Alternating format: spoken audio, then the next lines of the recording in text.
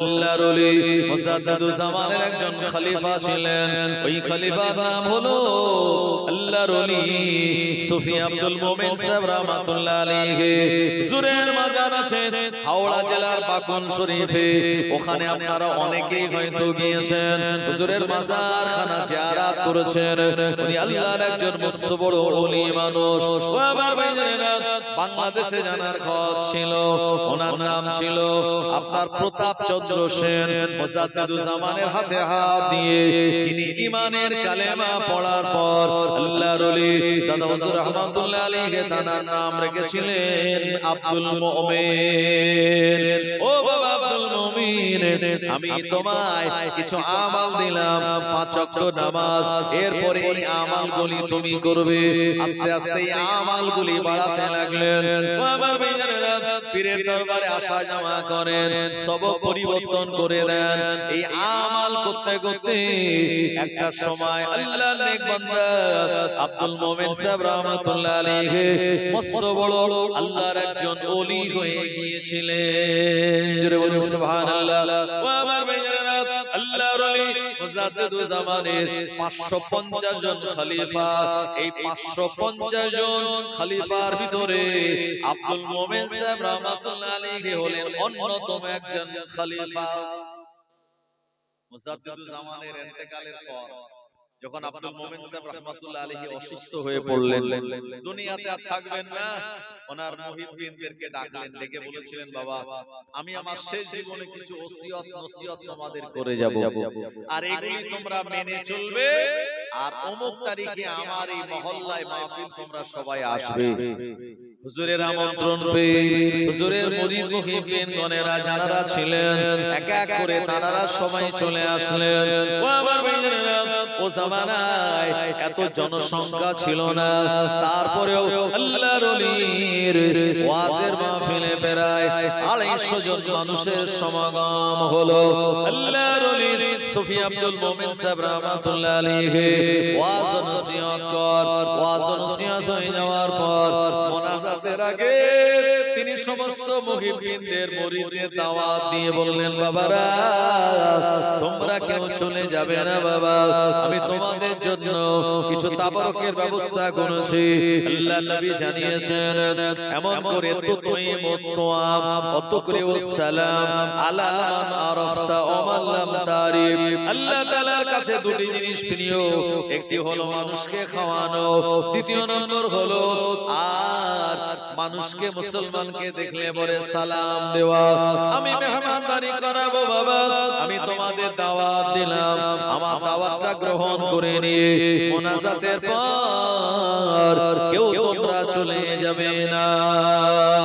আল্লাহর ওলি দাওয়াত দিলেন, হুজুরের মেহমানেরা বসে আছে, অনেকে চিন্তা ভাবনা করে কোন জায়গায় তো রান্না বান্না হয় না, হুজুর আমাদের কিভাবে খেতে দেবেন।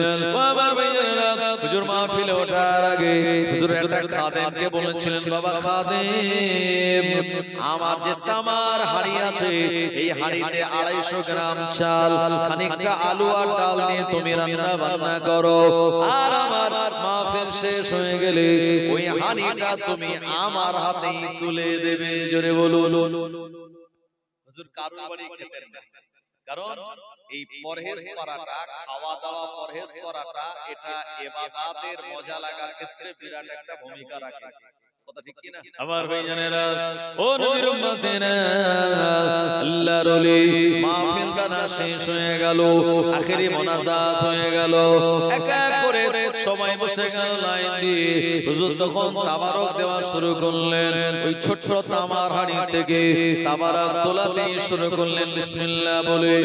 আমার ভাইজানেরা, 250 জন হুজুরের মুরিদের হাতে এক এক করে তাবারকগুলি সব পৌঁছে দেয়া হলো। তাবারকগুলি সবার পাতে পাতে চলে গেল। এরপরে যিনি রান্না করেছিলেন হুজুর তানাকে ডাক দিয়ে বললেন, বাবা এসো তুমি আমার 1 একসঙ্গে দুজন মিলে খাওয়া দাওয়া করব। যে রান্না করেছিল ওই খাদেম বর্ণনা করে বললেন, হুজুরের সামনাসামনি আমি খেতে বসলাম। আমি তাবারক হাড়িতে যতটা রান্না করেছিলাম 250 জন মানুষের দেওয়ার পরেও তাবারক তখনও আমার আর হুজুরের খাওয়ার মতো তাবারক ওই হাড়ির ভিতরে অবশিষ্ট ছিল। জোরে হবে না? এটার নাম বরকত। সেই বরকতি হাড়ি আজও আছে। হাওড়া জেলার পাকুড় শরীফে যারা যায় সুফি আব্দুল মোমেন সাহেব হুজুরের মাজার জিয়ারত করতে, তারা এই হাড়িটা দেখে আসেন যে হুজুর 250 গ্রাম চাল রান্না করে 250 জন লোককে খাইয়েছিলেন। এটার কারণ হলো তিনি ছিলেন হাক্কানি একজন আল্লাহর ওলি। আর ওলিদের থেকে এসবগুলি যখন প্রকাশিত হয় এটাকে বলা হয় কারামাত। আল ফিকহুল আকবরের মুসান্নিফ ইমাম আবু হানিফা রাহমাতুল্লাহ আলাইহি বলেছেন, আল কারামাতু আউলিয়ায়ে হাক্কুন, ওলিদের কারামাত হলো হক আর সত্য। জোরে বলেন সুবহানাল্লাহ। তাই নবীজি বললেন, জিবরাইল আমার উম্মতের থেকে কি তুলে নেবে? এক নম্বরে বলল, হুজুর আমি বরকত তুলে নেব। বরকত তুলে নেওয়ার কারণ হলো যে তারা আল্লাহর শুকরিয়া আদায় করবে না, খাওয়ার আগেও বিসমিল্লাহ বলবে না, এবং কি খাচ্ছে এটা নিয়ে তারা কোনো চিন্তা ভাবনা করবে না। এটা হালাল যাচ্ছে না হারাম যাচ্ছে এটা নিয়ে তাদের কোনো চিন্তা থাকবে না। টাকা ইনকাম করবে, কিন্তু টাকাটা হালাল পন্থায় আসলো না হারাম পন্থায় ইনকাম হলো, এ বাদ বিচার করার মতো সেই ঈমানের পাওয়ার যখন তাদের থাকবে না, তাদের কাছ থেকে বরকত তুলে নেওয়া হবে। আমার ভাইজানেরা, জওয়ানেরা, যুবকেরা, আল্লাহ নবী দিন ও দুনিয়ার বাদশা নবী পাক সাল্লাল্লাহু আলাইহি ওয়াসাল্লামের কাছে জিবরাইল আলাইহিস সালাম তার জীবন দশায় টোটাল 24000 বার এসেছিলেন। জোরে বলুন, এতবার অন্য কোন নবীর অন্য কোন নবীদের কাছে জিবরাইল আলাইহিস সালাম যান নাই। ওয়া আমার ভাইজানেরা, আল্লাহ নবীর 63 বছরের জিন্দেগি যখন শেষ হয়ে গেল, শরীয়তের বাণী প্রচার করার টাইম যখন কমপ্লিট হয়ে গেল, কোরআন মাজিদের আয়াতে কারিমা যখন নাযিল হয়ে গেল, আল-ইয়াওমা আকমালতু লাকুম দীনাকুম ওয়া আতমামতু আলাইকুম নি'মাতি ওয়া রাদিতু লাকুমুল ইসলাম দীনা। আমি আল্লাহ দ্বীন ইসলামকে পরিপূর্ণ করে দিলাম, দ্বীন ইসলামটাকে আমি আল্লাহ নেয়ামত দিয়ে সুসম্পন্ন করে দিলাম, এবং দ্বীন ইসলামকে আমি আল্লাহ আমার মনোনীত ধর্ম হিসাবে কবুল করে নিলাম। এই আয়াতে কারিমা আল্লাহ নবীর উপরে যখন নাযিল হয়ে গেল, বিশ্বনবী আমার বুঝতে পেরেছিলেন দুনিয়ার জমিনে আমি আর বেশি দিন থাকবো না, আল্লাহ পাকের হুকুমে আমি চলে যাব। ও আমার ভাইয়েরা, আল্লাহ নবীর দরবারে জিবরাইল আলাইহিস সালাম তিনি আগমন করলেন। বিশ্বনবী আমার জিজ্ঞাসা করলেন, ওয়া আখি জিবরাইল, আল্লাহ পাক তোমায় দায়িত্ব দিয়েছে সব নবীদের কাছে ওহী নিয়ে আসা, সব নবীদের কাছে বার্তা নিয়ে আসা, কিন্তু না, আমি হলাম আখিরি জামানার নবী, আমি হলাম আখিরি পয়গম্বর, আমার পরে তো আর কোনো নবী আসবে না। ওয়া আখি জিবরাইল, আমার পরে এই দুনিয়ার জমিনে তুমি কি আবার আসবে কোনদিন? জিবরাইল আলাইহিস সালাম বলেছিলেন, ইয়া রাসূলুল্লাহ, হাবিবাল্লাহ, আপনার ওফাতের পর আর কিয়ামতের আগে এই দুনিয়ার জমিনে আমি আর টোটাল 10 বার আগমন করব। আল্লাহ নবী কৌতূহল হিসাবে আল্লাহ নবী অবাক হয়ে জিজ্ঞাসা করলেন, ও আখি জিবরাইল, আমার ওফাতের পর কিয়ামতের আগে আরো 10 বার এই দুনিয়া জমিনে তুমি আসবে, এই আসার কারণ কি, আগমনের কারণ কি হবে একবার কি আমি জানতে পারি? আমার আপনার নবীর প্রশ্ন শুনে জিবরাইল আলাইহিস সালাম বললেন, ইয়া রাসূলুল্লাহ, হাবিবাল্লাহ, হুজুর আপনার ওফাতের পর কিয়ামতের আগে আমি দুনিয়া জমিনে যখন আসব আর দিতে আসব না, আপনার উম্মতের থেকে আমি 10টা জিনিস তুলে নিয়ে চলে যাব।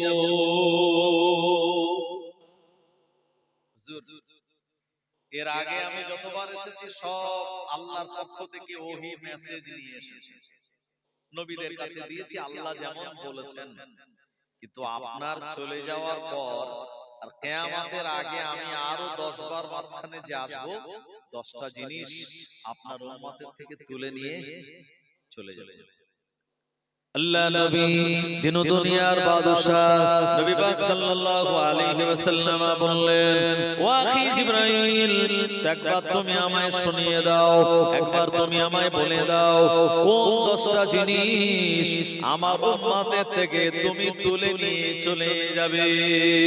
আমি রাসূলুল্লাহ আমার জানার বড় ইচ্ছা হয়। ও আমার ভাইজানেরা, জিবরাইল আলাইহিস সালাম বললেন, ইয়া রাসূলুল্লাহ, হাবিবাল্লাহ, এক নম্বরে আপনার উম্মতের কাছ থেকে যেটা তুলে নিয়ে চলে যাব, সবার কাছ থেকে নিয়ে যাব না, তবে কিছু উম্মতের কাছ থেকে তুলে নিয়ে চলে যাওয়া হবে। এক নম্বর হলো খাদ্যের মধ্যে যে বরকত, আমি আমার আল্লাহর হুকুমে আপনার উম্মতের কাছ থেকে এই খাদ্যের বরকত, টাকা পয়সার বরকত তুলে নিয়ে চলে যাব। বরকত এটা উঠে যাবে। কেন চলে যাবে? জিবরাইল আলাইহিস সালাম আমাদের উপরে হিংসা করে নিয়ে চলে যাবে না, আমাদের দোষেই নিয়ে চলে যাবে, আমাদের গাফিলতিতেই আমাদের কাছ থেকে বরকত উঠে যাবে। কেন উঠে যাবে? আমার ভাইজানেরা, ও জওয়ানেরা, যুবকেরা, আখিরি জামানায় মানুষ খাদ্য খাওয়ার আগে তারা বিসমিল্লাহ বলবে না, আল্লাহর নাম তারা নেবে না। শুধু তাই নয়, কোন জিনিস কাউকে দান করার সময় ফি সাবিলিল্লাহ বলবে না। ও আমার ভাইজানেরা, এই কারণে আমাদের থেকে বরকতগুলি উঠে যাবে।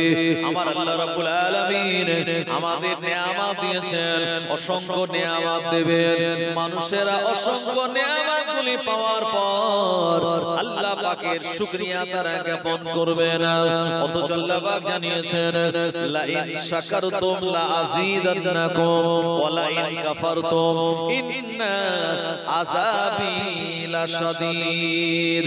যারা নেয়ামত পাওয়ার পরে শুকরিয়া জ্ঞাপন করে, আমার আল্লাহ তাদের নেয়ামতগুলি বাড়িয়ে দেন। ওয়া লা ইন কাফারতুম, নেয়ামত পাওয়ার পরে যারা স্বীকার করে, ইন্না আযাবি লাশাদীদ, তাদের জন্য রয়েছে জাহান্নামের ভয়াবহ শাস্তি।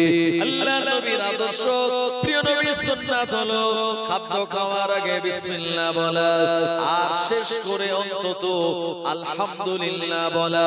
মানুষেরা শুকরিয়া যে জামানায় আদায় করবে না, আল্লাহ পাকের শুকরিয়া জ্ঞাপন করবে না, আমার আল্লাহ জিবরাইল আলাইহিস সালামকে দিয়ে আমাদের কাছ থেকে বরকতগুলি তুলে নিয়ে চলে যাবে। নবীজির জামানায় বরকত ছিল কি ছিল না?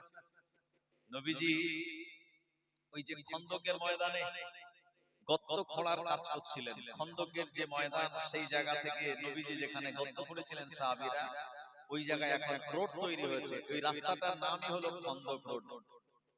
ভাই, প্রিয় নবী সাল্লাল্লাহু আলাইহি ওয়াসাল্লাম এত ক্ষুধার্ত ছিলেন, পেটে তিনি পাথর বেঁধেছিলেন। নবীজির একজন সাহাবী এসে বললেন, হুজুর, আমার বাড়িতে কিছু খেজুর ছিল, আমি আপনার জন্য এনেছি, এই খেজুরগুলো আপনি খান। প্রিয় নবী আমার বললেন, এ আমার সাহাবী, এই খেজুরগুলি একটা সাদা কাপড়ের মধ্যে তুমি রেখে দাও। অন্য একজন সাহাবীকে বললেন, এ আমার সাহাবী, ওই খেজুরটাকে তুমি হাত দিয়ে নাড়াচাড়া করে একটুখানি বড় জায়গাতে রাখো, এরপরে ওই খেজুরের উপরে আর একটা কাপড় চাপা দাও।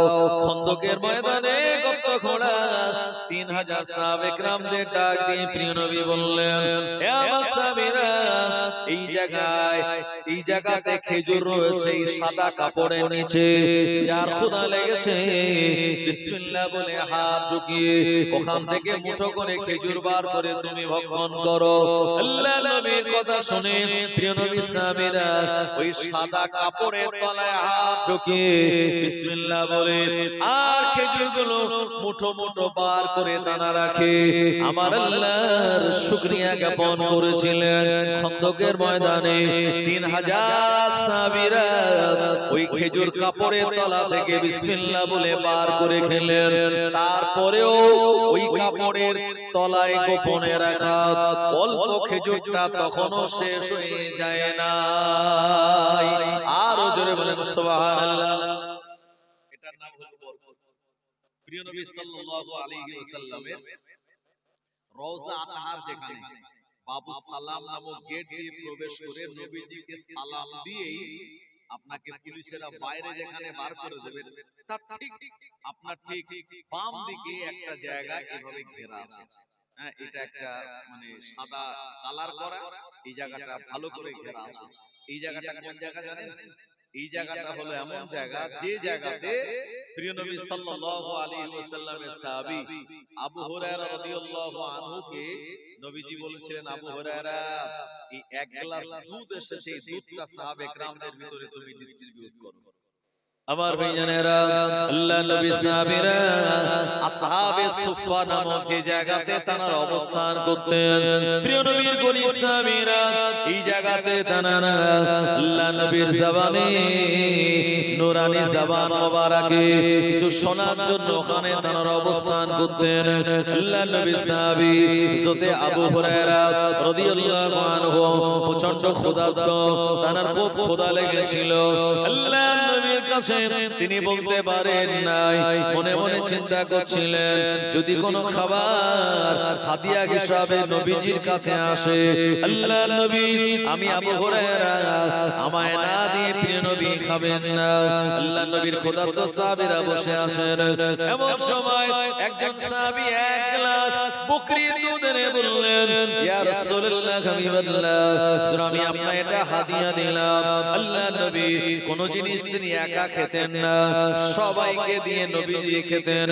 আল্লাহ নবী জানিয়েছেন, কুলু জামিয়া ওয়ালা তাফাররাকু ফাইনাল বারাকাত মাআল জামাআত আও কামা ক্বালা নবী সাল্লাল্লাহু আলাইহি ওয়াসাল্লাম। প্রিয় নবী আমার জানিয়ে দিলেন, হে আমার উম্মতেরা, যখন তোমরা খাদ্য খাবে একসঙ্গে খাদ্য খাও, এমন করে মাআল জামাআত ফাইনাল জামাআত মাআল বারাকাত, নিশ্চয়ই আমার আল্লাহ দলবদ্ধভাবে খাবার ভিতরে আমার আল্লাহ বরকতটা রেখে দিয়েছে। জোরে হবে না? একসঙ্গে খাদ্য খাওয়ার ভিতরে আল্লাহ বরকত রেখে দিয়েছে। এইজন্য খানাবাড়ি যদি এখান থেকে ডাল দেওয়া শুরু করে, ওই ডাল শেষ পর্যন্ত না দেওয়া পর্যন্ত ইনি অপেক্ষা করবেন। শরীয়তের সুন্নাত নির্দেশ হলো সবাইয়ের পাতে পাতে খাবার পৌঁছাবে, তারপরে বলবে হ্যাঁ এবারে শুরু করো বিসমিল্লাহ বলে, তারপরে সবাই শুরু করবে। আর এই সিস্টেম যদি মানা না হয়, সুন্নাত যদি অবহেলা করা হয়, তাহলে এই মাথায় যদি ডাল দেয় দেখা যাবে ও মাথায় তখনও ভাত যায় না। আর এ মাথায় ডাল শেষ হয়ে ভাই ডাল আনো, ডালালা বলে ভাই এখনো তো ওই মাথা পর্যন্ত যায়নি, তুমি তো সবে দিয়ে আসলাম, একটু ওয়েট করতে পারলে না? কথা ঠিক কি না? এ মাথায় যদি আলু দেয় দেখা যাবে ও মাথায় তখনও ডাল গিয়ে পৌঁছায় না। আর এ মাথায় তাড়াতাড়ি খেয়ে যদি বলে ভাই কই গোশ নিয়ে এসো, ও মাথায় দেখা যাবে তখন আলু পৌঁছায় না। হয় কি হয় না খানাবাড়ি?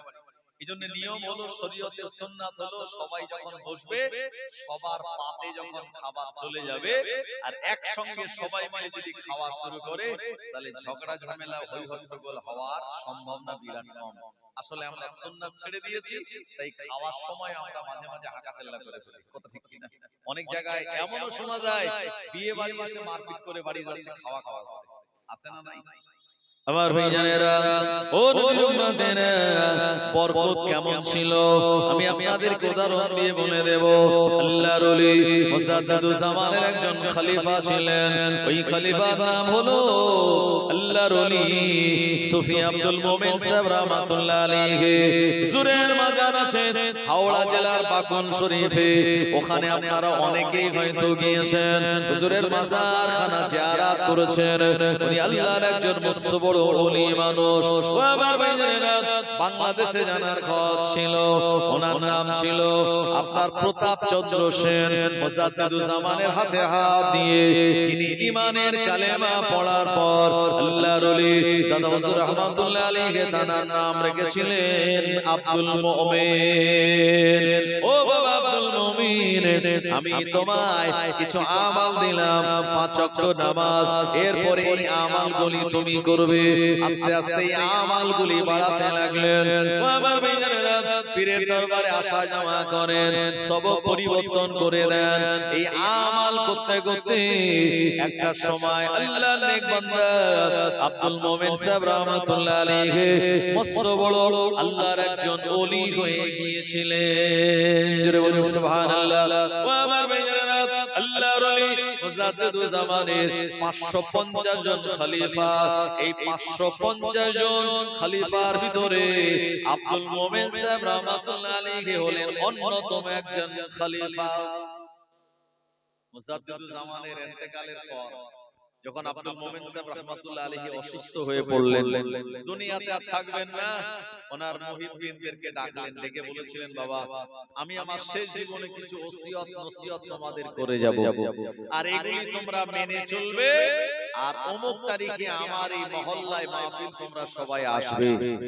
হুজুরের আমন্ত্রণ পেয়ে হুজুরের মুরিদ মুহিব্বিন গণেরা যারা ছিলেন এক এক করে তারা সবাই চলে আসলেন। ও আমার ভাইজানেরা, ও জামানায় এত জনসংখ্যা ছিল না, তারপরেও আল্লাহর ওলির ওয়াজের মাহফিলে প্রায় 250 জন মানুষের সমাগম হলো।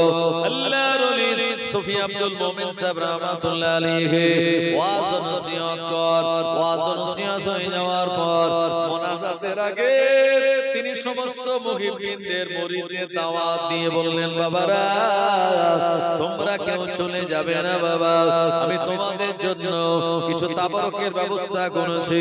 আল্লাহর নবী জানিয়েছেন, এমন করে তুতইমুত তুআম ওয়া তুকরিউস সালাম আলা মান আরাফতা ওয়া মান লাম তারিফ। আল্লাহ তাআলার কাছে দুটি জিনিস প্রিয়, একটি হলো মানুষকে খাওয়ানো, দ্বিতীয় নম্বর হলো আর মানুষকে মুসলমানকে দেখলে পরে সালাম দেওয়া। আমি মেহমানদারি করাবো বাবা, আমি তোমাদের দাওয়াত দিলাম, আমার দাওয়াতটা গ্রহণ করে নিয়ে মোনাজাতের পর কেউ তোমরা চলে যাবে না। আল্লাহর ওলি দাওয়াত দিলেন, হুজুরের মেহমানেরা বসে আছে, অনেকে চিন্তা ভাবনা করে কোন জায়গায় তো রান্না বান্না হয় না, হুজুর আমাদের কিভাবে খেতে দেবেন। ও আমার ভাইয়েরা, হুজুর মাহফিলে ওঠার আগে হুজুর একটা খাদেমকে বলেছিলেন, বাবা খাদেম, আমার যে তামার হাড়ি আছে, এই হাড়িতে 250 গ্রাম চাল, খানিকটা আলু আর ডাল দিয়ে তুমি রান্না বান্না করো, আর আমার মাহফিল শেষ হয়ে গেলে ওই হাড়িটা তুমি আমার হাতে তুলে দেবে। জোরে বলুন। হুজুর কারোর বাড়ি খেতেন না, কারণ এই পরহেজ করাটা, খাওয়া দাওয়া পরহেজ করাটা, এটা ইবাদতের মজা লাগার ক্ষেত্রে বিরাট একটা ভূমিকা রাখে। কথা ঠিক কি না আমার ভাইজানেরা? ও নবীর উম্মতেরা, আল্লাহর ওলি মাহফিলটা না শেষ হয়ে গেল, আখেরি মোনাজাত হয়ে গেল, এক এক করে সবাই বসে গেল লাইন দিয়ে। হুজুর তখন তাবারক দেওয়া শুরু করলেন, ওই ছোট্ট তামার হাড়ি থেকে তাবারক তোলাতে শুরু করলেন বিসমিল্লাহ বলে। আমার ভাইজানেরা, 250 জন হুজুরের মুরিদের হাতে এক এক করে তাবারকগুলি সব পৌঁছে দেয়া হলো। তাবারকগুলি সবার পাতে পাতে চলে গেল। এরপরে যিনি রান্না করেছিলেন হুজুর তানাকে ডাক দিয়ে বললেন, বাবা এসো তুমি আমার একসঙ্গে দুজন মিলে খাওয়া দাওয়া করব। যে রান্না করেছিল ওই খাদেম বর্ণনা করে বললেন, হুজুরের সামনাসামনি আমি খেতে বসলাম, আমি তাবারক হাড়িতে যতটা রান্না করেছিলাম 250 জন মানুষের দেওয়ার পরেও তাবারক তখনও আমার আর হুজুরের খাওয়ার মতো তাবারক ওই হাড়ির ভিতরে অবশিষ্ট ছিল। জোরে হবে না? এটার নাম বরকত। সেই বরকতি হাড়ি আজও আছে। হাওড়া জেলার বাকুল শরীফে যারা যায় সুফি আব্দুল মোমেন সাহেব হুজুরের মাজার জিয়ারত করতে, তারা এই হাড়িটা দেখে আসেন যে হুজুর 250 গ্রাম চাল রান্না করে 250 জন লোককে খাইয়েছিলেন। এটার কারণ হলো তিনি ছিলেন হাক্কানি একজন আল্লাহর ওলি, আর ওলিদের থেকে এসবগুলি যখন প্রকাশিত হয় এটাকে বলা হয় কারামাত। আল ফিকহুল আকবরের মুসান্নিফ ইমাম আবু হানিফা রাহমাতুল্লাহ আলাইহি বলেছেন আল কারামাতু আউলিয়ায়ে হাক্কুন, ওলিদের কারামাত হলো হক আর সত্য। জোরে বলেন সুবহানাল্লাহ। তাই নবীজি বললেন জিবরাইল আমার উম্মতের থেকে কি তুলে নেবে? এক নম্বরে বলল হুজুর আমি বরকত তুলে নেব। বরকত তুলে নেওয়ার কারণ হলো যে তারা আল্লাহর শুকরিয়া আদায় করবে না, খাওয়ার আগেও বিসমিল্লাহ বলবে না, এবং কি খাচ্ছে এটা নিয়ে তারা কোনো চিন্তা ভাবনা করবে না। এটা হালাল যাচ্ছে না হারাম যাচ্ছে এটা নিয়ে তাদের কোনো চিন্তা থাকবে না। টাকা ইনকাম করবে, কিন্তু টাকাটা হালাল পন্থায় আসলো না হারাম পন্থায় ইনকাম হলো, এই বাত বিচার করার মতো সেই ঈমানের পাওয়ার যখন তাদের থাকবে না, তাদের কাছ থেকে বরকত তুলে নেওয়া হবে। আল্লাহ নবী বললেন ওয়াহি জিবরাইল আমার উম্মতের থেকে 2 নম্বরে তুমি কি তুলে নেবে?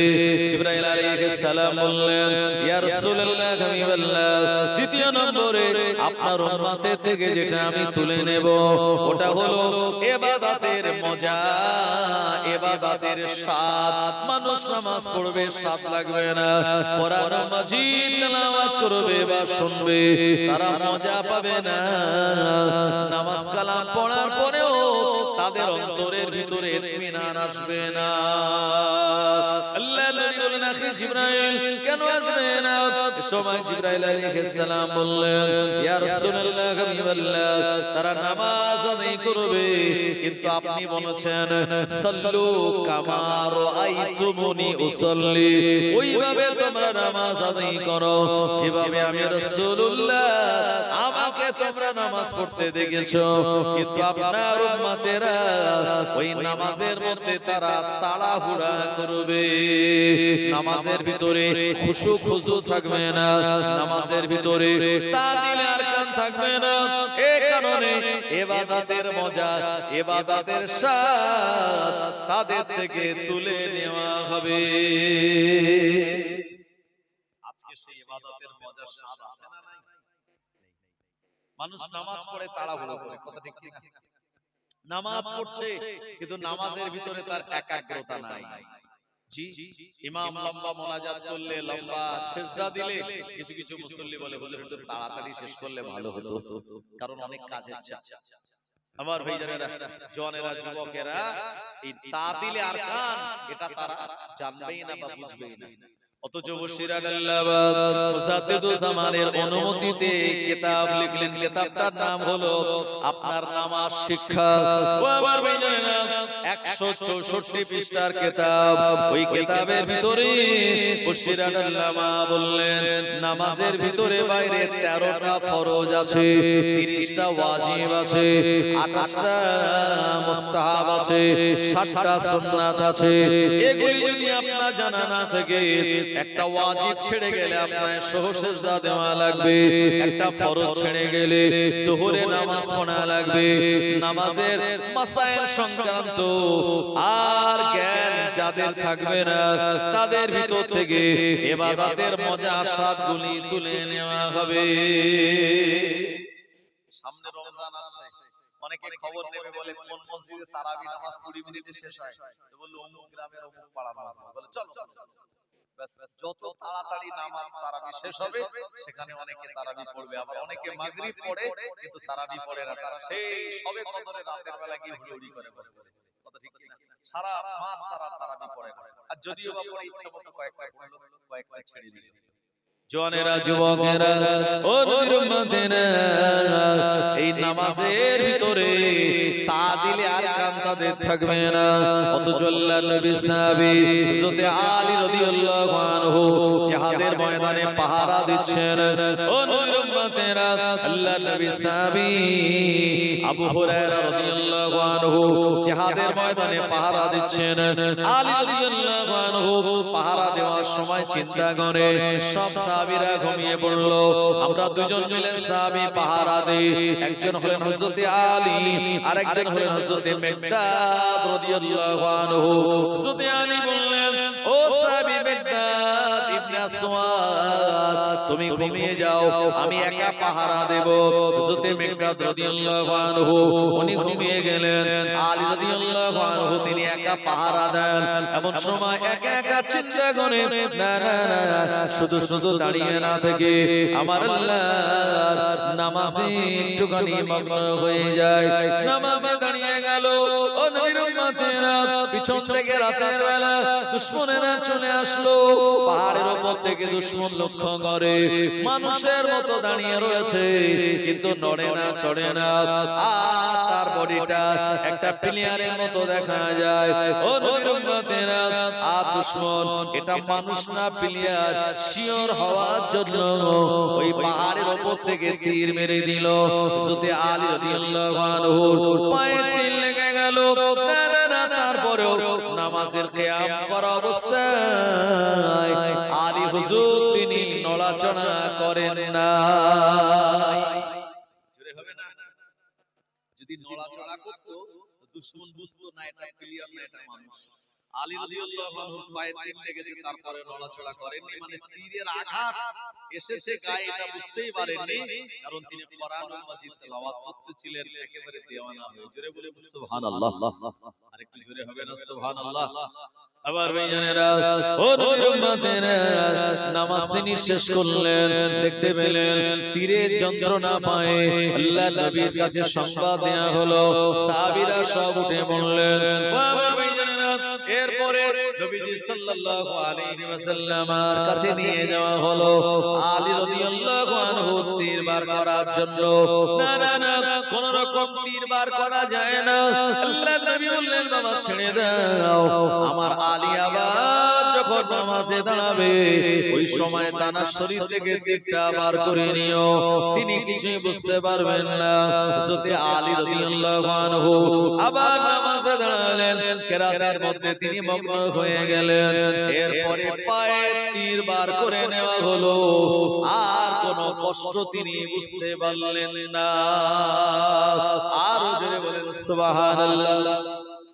এই নামাজ, এই যে ইবাদতের মজা, ইবাদতের স্বাদ আখিরি জামানায় আমাদের থেকে জিবরাইল আলাইহিস সালাম তুলে নেবেন, কারণ নামাজে আমাদের একাগ্রতা থাকবে না। ভাই, এই নামাজের একাগ্রতা আনতে গেলে কি করতে হবে? আপনাকে উত্তম রূপে ওযু বানিয়ে ওযুর যে চারটি ফরজ আছে এটা ঠিকঠাক আদায় করা লাগবে। আল্লাহ পাক শুনিয়েছেন, ইয়া আইয়ুহাল্লাযীনা আমানু ইযা কুমতুম ইলাস সালাত ফাগসিলু উজুহাকুম ওয়া আইদিয়াকুম ইলাল মারাফিক ওয়া আমসাহু বিরুসিকুম ওয়া আরজুলাকুম ইলাল কাবাইন। বাবার ভাইজানেরা, জওয়ানেরা, যুবকেরা, শুধু তাই নয়, নামাজের ভিতরে একাগ্রতা আনতে গেলে আল্লাহ পাকের কোরআন মাজিদের আয়াতখানা আপনাকে মানা লাগবে। আমার আল্লাহ শুনিয়েছেন, ইয়া আইয়ুহাল্লাযীনা আমানু ইযা নুদিয়া লিস-সালাতি মিন ইয়াউমিল জুমআতি ফাসআউ ইলা যিকরিল্লাহি ওয়া যারুল বায়' যালিকুম খায়রুল লাকুম ইন কুনতুম তা'লামুন। আমার আল্লাহ জানিয়েছেন, হে বিশ্বাসী বান্দারেরা, যখন জুমার নামাজের জন্য তোমাদের আহ্বান করা হবে, এই সময় ফাসআউ ইলা যিকরিল্লাহ, আল্লাহ জিকিরের দিকে দ্রুত ধাবিত হয়ে যাও। ওয়াজারুল বায়', আর তোমরা বেচাকেনা বন্ধ করে দাও। যালিকুম খায়রুল লাকুম ইন কুনতুম তা'লামুন, যদি তোমরা এটা বোঝো তাহলে তোমাদের জন্য ভালো। বাবা ভাইজানেরা, কোরআন মাজিদের আয়াতখানা আপনায় মেনে নামাজে একাগ্রতা আনতে হবে। নামাজের একাগ্রতা কিভাবে আনবেন? আর আল্লাহ পাক জানিয়ে দিলেন বান্দা কিভাবে নামাজ আদায় করবে। আল্লাহ পাক শুনিয়েছেন, কুল ইন্না সালাতি ওয়া নুসুকি ওয়া মাহইয়ায়া ওয়া মামাতি লিল্লাহি রাব্বিল আলামিন। কুল, নবী আপনি বলুন, আমার নামাজ, আমার কুরবানি, আমার জীবন, আমার মরণ সবকিছু আল্লাহর জন্য। নামাজ পড়তে হবে আল্লাহর জন্য, নামাজ পড়া লাগবে আল্লাহকে রাজি আর খুশি করানোর জন্য। এটা মনে করে যখন আমরা নামাজে দাঁড়াবো, আমার আল্লাহ ওই নামাজের ভিতরে একাগ্রতা এনে দেবে। জোরে বলুন, আর জোরে বলেন সুবহানাল্লাহ। এইজন্য এই নামাজ যদি আমরা আস্তে আস্তে 5 ওয়াক্ত আদায় করি, ইনশাআল্লাহ এই নামাজের একাগ্রতা আসবে। যদি আল্লাহর জন্য এই নামাজটা হয় এবং নামাজে যদি আমরা তাড়াহুড়ো না করি, তো আমাদের ভিতরে নামাজে একাগ্রতা আসবে। আর কিভাবে আসবে? ওটাও নবীজি সাল্লাল্লাহু আলাইহি ওয়াসাল্লাম বলেছেন, প্রতিটা নামাজের, ফরজ নামাজের পরে তোমরা আয়াতুল কুরসি তেলাওয়াত করো। যারা প্রতিটা ফরজ নামাজের পরে সালাম ফেরানোর পরে আয়াতুল কুরসি তেলাওয়াত করে, তার জান্নাতে যাওয়াটা শুধুমাত্র মৃত্যুর অপেক্ষা। মৃত্যু এসে যাবে তার, আর আল্লাহর জান্নাত না পারে সে চলে যাবে। জোরে বলুন সুবহানাল্লাহ। আয়াতুল কুরসি এত দাম, এটা স্বয়ং শয়তানও ভয় পায়। সুবহানাল্লাহ বলবেন না? কোরআন মাজিদের এই আয়াতুল কুরসি পুরো একটাই আয়াত এবং সবথেকে বড় আয়াত, এবং এটার এত দাম শয়তানও ভয় পায়।